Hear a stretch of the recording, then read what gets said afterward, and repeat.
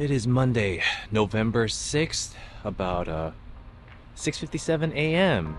Today's episode, 12 lessons I've learned from uploading 12 videos. Hope you enjoy.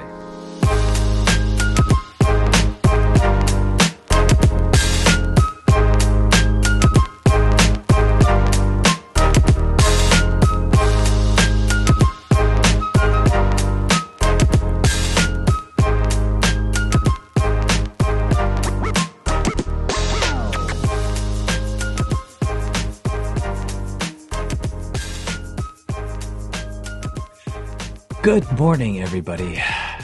I typically like to reflect upon things, and ever since I started this vlog, I feel like I haven't had a chance to do that in a while, so thought this might be a good way to do that. Which, yeah, we'll just dive right into it. It's going to lead me to lesson number one. There's never enough time in a day. Let me tell you, for me personally, this was definitely the most intimidating part of this YouTube journey. I've been practicing photography for over 20 years now and done some professional work here and there, like I'm showing. In particular, I really enjoyed doing post processing. I particularly enjoyed it because not only does it make the photo come alive, but I also felt like it was my way of leaving an additional mark or touch to the photo. That being said, I've had a lot of experience editing here and there, but never within such a tight time frame. And since I had some level of experience, I knew I had to give myself at least 4 to 6 hours in order to churn out a video. The first few videos, it really did take like 4 to 6 hours, but I would say starting around episode 9, I feel like my editing time has been consistently averaging 4 hours, excluding the Nuyorican videos, of course. Which brings me to lesson number two, shoot intentionally. This helps a lot with saving time, but um, since I've had so much photography experience, if there's one thing that I'm seasoned at, it's figuring out composition. I've been experimenting a lot more with composition ever since I started this vlog, but overall, I feel like it's a skill set I've developed that has really helped me execute vision. But a few things to add to that when it comes to shooting film, especially when it comes to shooting B-roll or getting B-roll shots. I heard this from an interview a while back with a professional editor, and he said something about working with people behind the camera and always asking for 10 to 15 seconds of B-roll. Now, I don't always record 10 to 15 seconds, but I do have a minimum rule of 7 to 10 seconds. The last few videos, I've been practicing motion and one takes to help add some additional layers to my video as well. But yeah, something I'm going to practice a little bit more intentionally in future videos. Speaking of B-roll, lesson number three, pay attention to your environment. This definitely comes from my photography background, but before I start recording anything, I always like to take a moment and look around my environment. I ask myself, what stands out? What doesn't stand out? Are there any signs or labels to help bring the viewer in? For example, if you watch my videos, I like to capture a variety of footage from far away and up close. I do really enjoy taking footage of signs or just things in my environment that'll let the viewers know where I'm at or what the moment is like at that time. If you really pay attention, you'll also notice I really enjoy moments of joy, whether it's a hug or an arm around someone's back.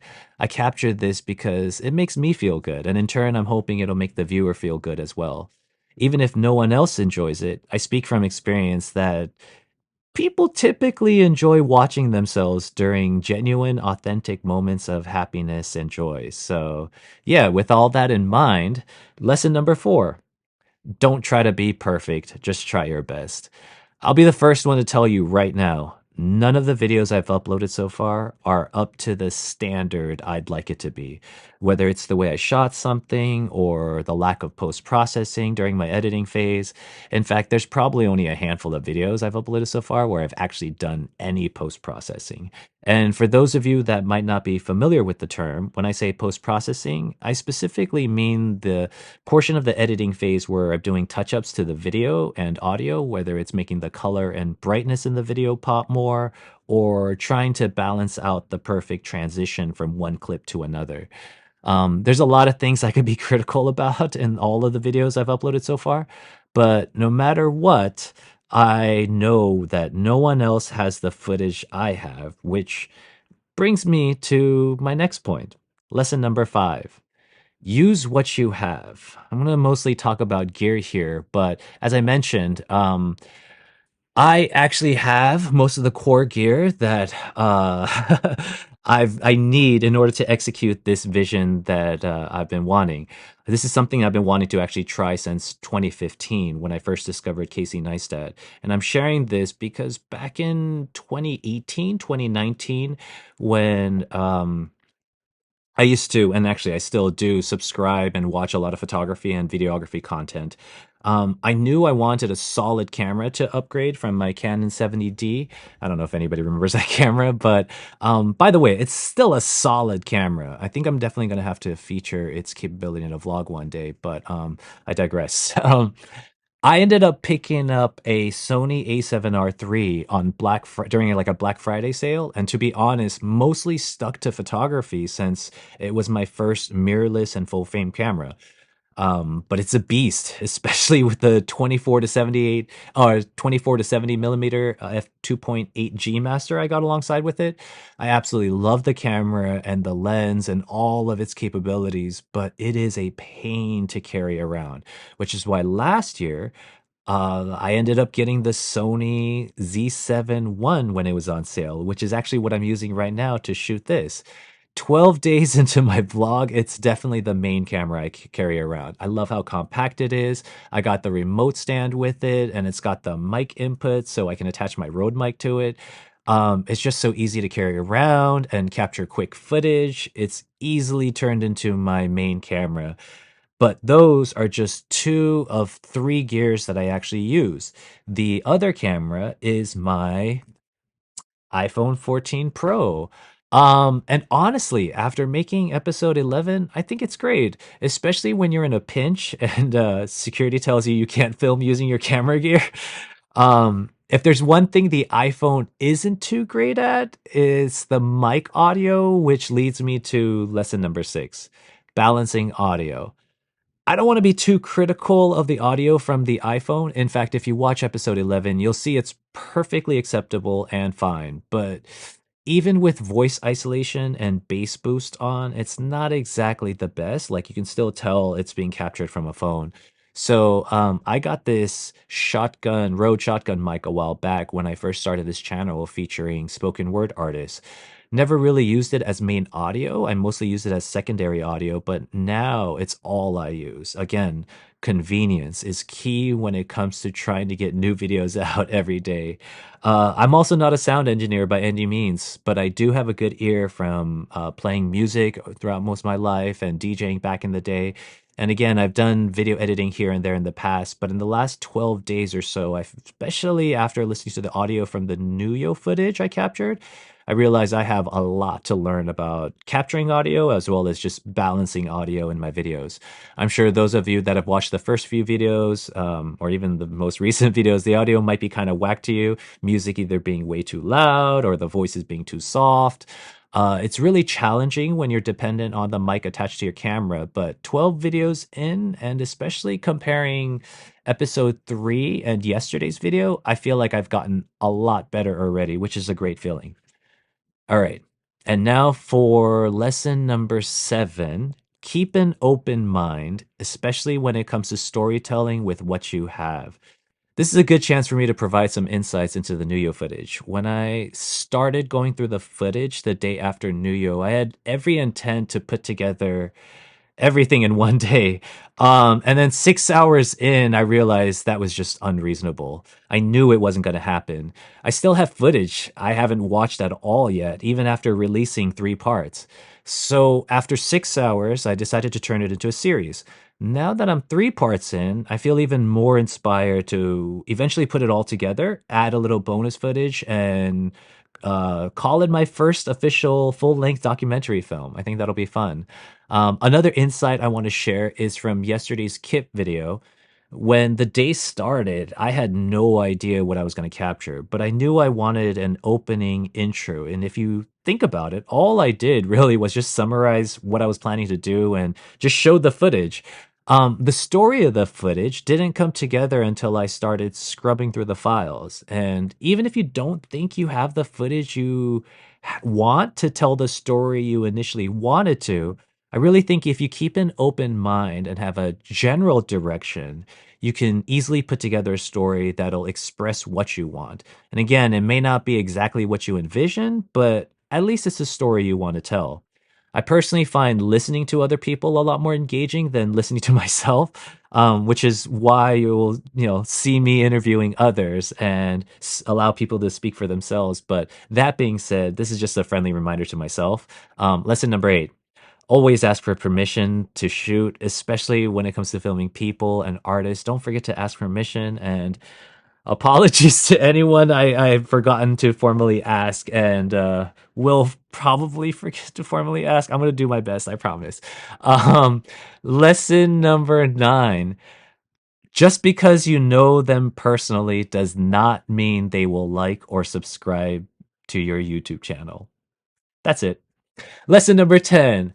Final Cut over Premiere. I've used Adobe Premiere for a very, very long time. My main rig has been my custom built PC.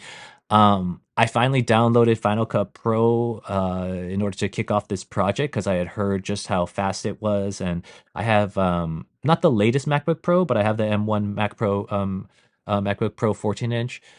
Man, performance is night and day. If you're like me and every second counts, and you have a Mac, use Final Cut. It'll save you a lot of time. I don't even want to go into, I don't need to describe any further descriptions. I'm sure there's plenty of YouTube videos out there that'll give a better explanation, but that's just my summary.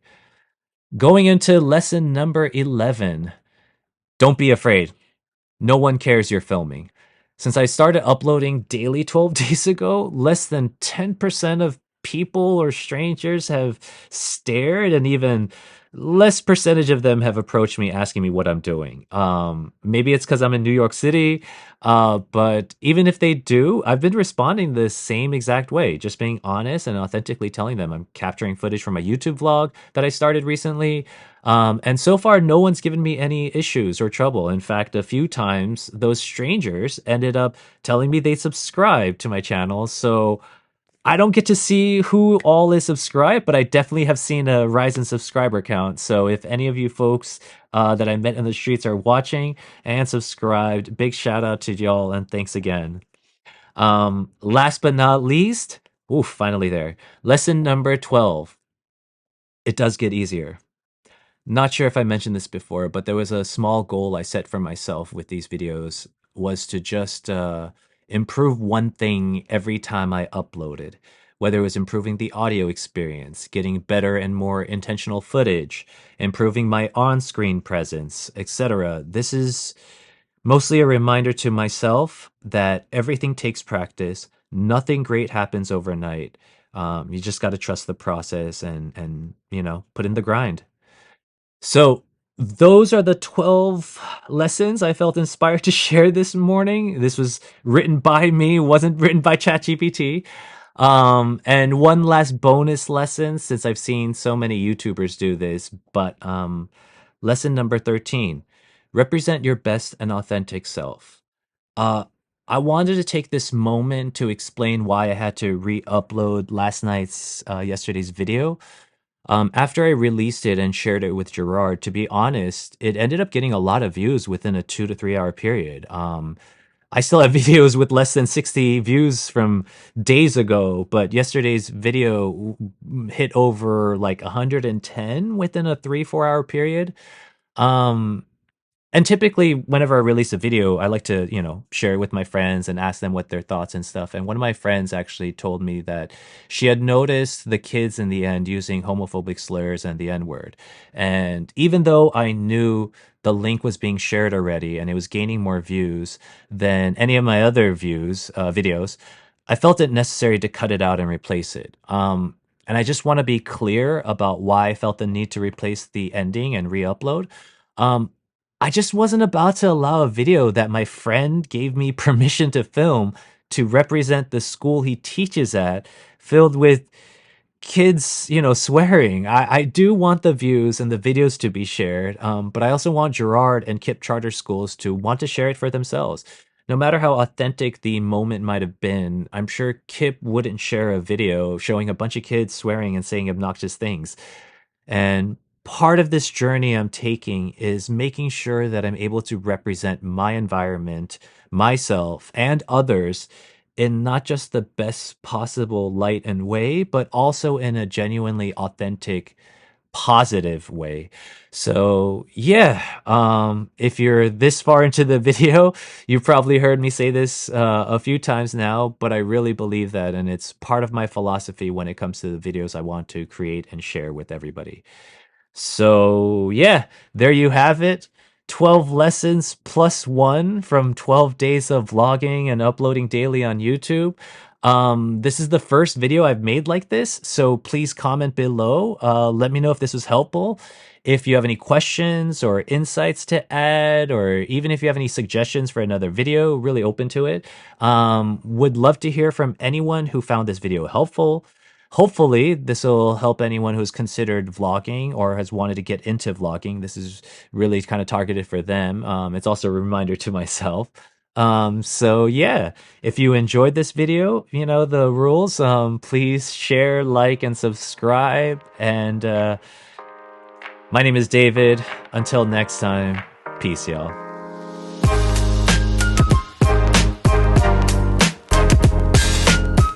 So I need two predictions. I need Tottenham prediction, Tottenham versus Chelsea. Tottenham versus Chelsea is going to end 2-1. 2-1? 2-0 Tottenham. 2-0 Tottenham? Okay, that's what I like to hear. All right, and then tonight's game, Monday Night Football. Oh, Jets are going to... It's going to be 23-20. 23-20? Straight up Jets, bro. Jets? Okay. Nothing but the 23-20 Jets. All right, let's go.